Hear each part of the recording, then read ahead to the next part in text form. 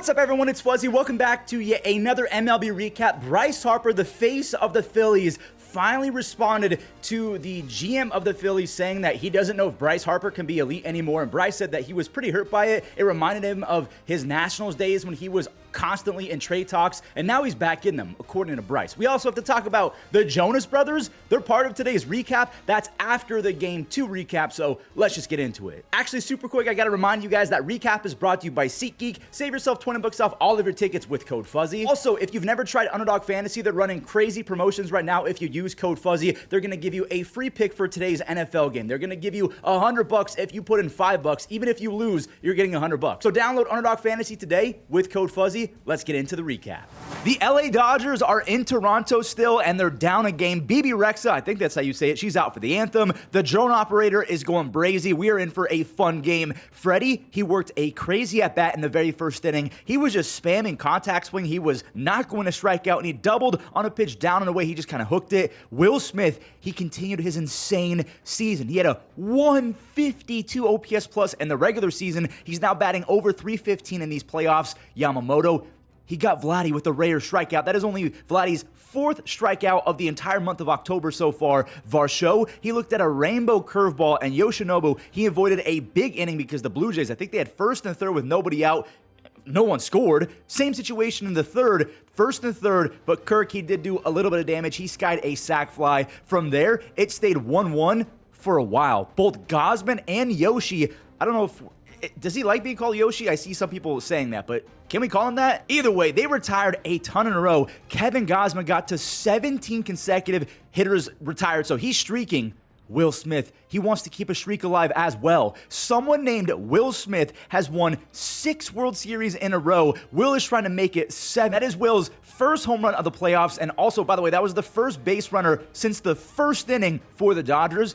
Max Muncy. This is his 15th postseason home run. He knocks out Kevin Gausman. Also, Max Muncy has been one of the best walking hitters of all time in the playoffs. I think he's one of like 3 or 4 guys ever with 15 home runs and 60 plus walks in the playoffs. He has 8 in 12 games and an 830 OPS and almost 75 career playoff games. He just goes the other way with it. Yamamoto worked a 1-2-3 7th inning with 3 groundouts, so he's set down 14 in a row. Then he struck out the side in the 8th while throwing 96 plus miles an hour. He's got to be 170 pounds soaking wet. How is he even doing this with the velocity this late in the game? He's back out for the 9th. He got Vladimir Guerrero Jr. to tap out. Kirk, I mean, this is just bad luck baseball in a nutshell. A perfect line drive. That was a great jump by Justin Dean, but a weird catch. He's kind of known for that.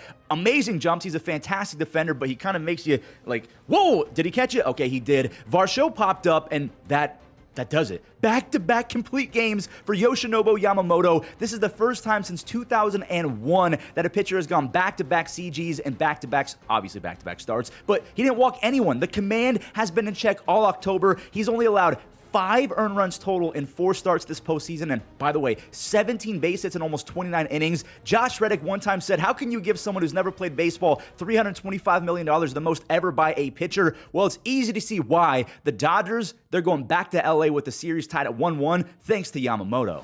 We cannot move on and talk about the Game 3 preview and Bryce Harper responding to Dave Dombrowski and the Phillies until we talk about the Jonas Brothers curse. I was watching, I'm like, is this the first ever halftime concert in MLB history? I think it was after the 6th inning, and a lot of Jays fans are blaming the Jonas Brothers and MasterCard for Kevin Gausman's demise and the fact that his rhythm was thrown off. But then again, Yamamoto's rhythm was not thrown off, so it's obviously not a thing. But yeah, the Jays, they hate the Jonas Brothers right now. Was this the first halftime concert ever in MLB history? We're going to preview game number 3 before we talk about Bryce Harper finally responding. Mad Max is going for the Blue Jays in game 3. He's coming off that psychotic performance versus the Mariners, but he did walk 4 in that game, and I bring that up because he has an 11% walk rate against these current Dodgers, but the expected numbers favor him. Then again, we have to remember that the expected numbers came when Mad Max was a little bit younger. He's almost 42 years old, so take them all with a grain of salt. Tyler Glasnow has been out of his mind these playoffs. He's allowed just 1 earned run in 13 1/3 innings. Now, I do want to point out that he also has 8 walks in those 13 innings, but he also has 18 strikeouts and only 7 base hits, so the only way that Tyler Glasnow is going to lose is if he beats himself. Glasnow lives off the strikeouts. The Blue Jays don't really strike out, but then again, they struck out a good amount against Yamamoto, so if you can get them to chase and kind of get them off balance, they're not going to look like the juggernaut Blue Jays that we've seen throughout these playoffs. If you can get them off balance, like I said, you might be cooking. Now it's time to talk about Bryce Harper responding to the Phillies. And when I say the Phillies, I mean their GM, Dave Dombrowski. So about a week ago, Dave Dombrowski came out. I don't know why he said this. Maybe he thought he was going to light a fire under Bryce. He lit a fire, but for all the wrong reasons. Dave Dombrowski basically said that Bryce didn't have the best season, like a season Bryce is capable of, and that he doesn't know if Bryce is ever going to be elite. But then he brought up Freddie Freeman in the same sense. Like, yeah, Freddie's always been really good. He's always been elite, but can he be elite going forward? Not so sure. Talking about Freddie Freeman, who had a 140 OPS plus, which is very elite. I don't know what his point was. Some Phillies fans were like, yeah, Dave has a point because Bryce was bad against lefties. He was bad with runners in scoring position. He had a down year despite the overall stats being pretty good, and he was hurt again. So Bryce, he's got to step it up. But I just don't think that he should have said this about the face of the franchise. Someone who's still under contract, like a hefty contract for the next almost decade, and he purposely chose not to have a opt-out or a trade clause because he wanted to stay with the Phillies and commit to a team. Like, I just don't think the comment should have been about him of all people.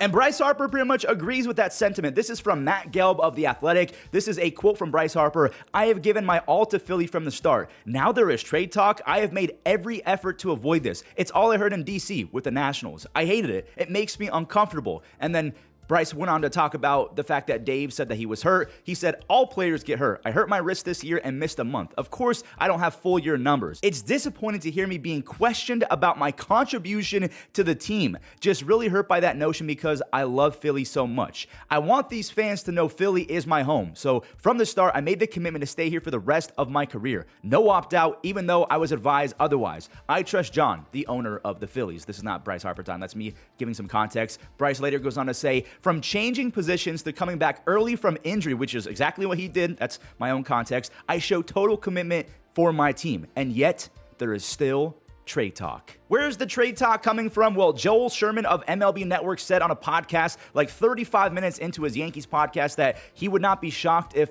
the Phillies moved Bryce Harper, so it was just kind of him speculating, and Dave Dombrowski did not like that. After Bryce's comments and the whole Joel Sherman trade speculation thing on his podcast, Dave Dombrowski had to respond. He said, and I quote, "This thing's got a life of its own." He said this on the Foul Territory broadcast. "Now that I've been reading that, oh, the Phillies may trade Bryce Harper, that couldn't be further from the truth. We love him. We think he's a great player. He's a very important part of our team. I've seen him have better years. I look for him to have better years." That was Dave's response to Bryce Harper's response, essentially. My opinion on this matter is it's just another one of those unnecessary little 1v1 drama beef things that just simply did not have to happen, or that just did not need to be made public. The first time I really thought about that this year was with Rafael Devers. Like, it just felt so unnecessary. And now these comments about Bryce Harper, I just don't know why Dave Dombrowski felt empowered to throw his face of the franchise under the bus. Like, imagine if this was a situation with your spouse, your wife or husband, right? Like, imagine me saying, "You know what? I love my wife. She's the heartbeat of this family,